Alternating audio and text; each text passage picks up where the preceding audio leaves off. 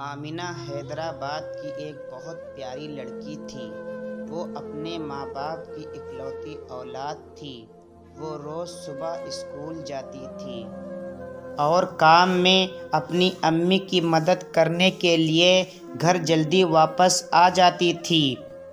ایک دن آمینہ school there سے پہنچی تو ٹیچر نے اسے بہت ڈانٹا اور وقت پر اسکول آنے کی ضد بھی کی، لیکن اب ایسا روز ہو رہا تھا کہ وہ دیر سے اسکول پہنچتی تھی۔ آمینہ کو اسکول دیر سے پہنچنے کی وجہ سے اسے ٹیچر سے روز ڈانٹ پڑتی تھی، لیکن کبھی کسی نے آمینہ سے دیر اسکول پہنچنے کی وجہ نہیں پوچھی اور ہمیشہ اسے ڈانٹ پڑتی رہی۔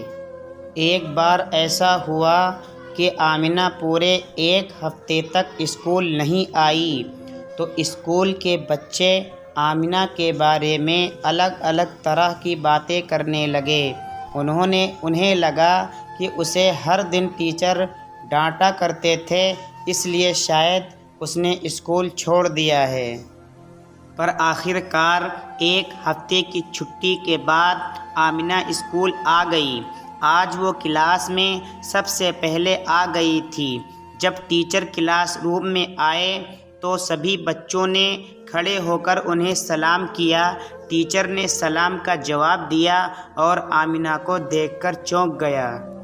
ٹیچر نے آمینہ کو اپنے پاس بلایا اور کہا، ویسے تو تم ہر دن اسکول سے دیر سے آتی تھی اور آج پورے ایک ہفتے کے بعد آئی ہو، تمہارا دل چھٹیوں سے بھرا نہیں ہے؟ ٹیچر غصے میں اسے ڈانٹ رہے تھے اور آمینہ کی آنکھوں سے آنسو بہہ رہے تھے۔ اس نے ٹیچر سے کہا، سر میں کچھ کہنا چاہتی ہوں۔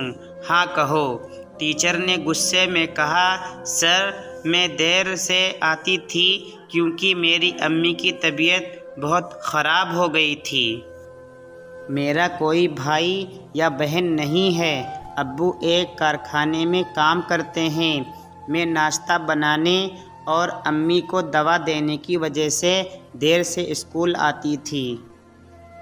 اب امی کا انتقال ہو گیا ہے، اس لیے میں کئی دنوں تک اسکول نہیں آ سکتی تھی۔ آج کے بعد میں ہمیشہ وقت پر اسکول آیا کروں گی کیونکہ اب میں اپنی امی کی دیکھ بھال نہیں کر پاؤں گی۔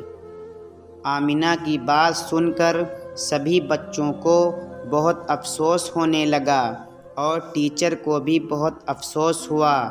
آمینہ سب کچھ بول کر زور زور سے رونے لگی۔ دوستوں، اگر آپ کو یہ کہانی اچھی لگی ہو تو نیچے دیے گئے شیئرنگ بٹن کو دبا کے شیئر ضرور کر دیں۔ شکریہ۔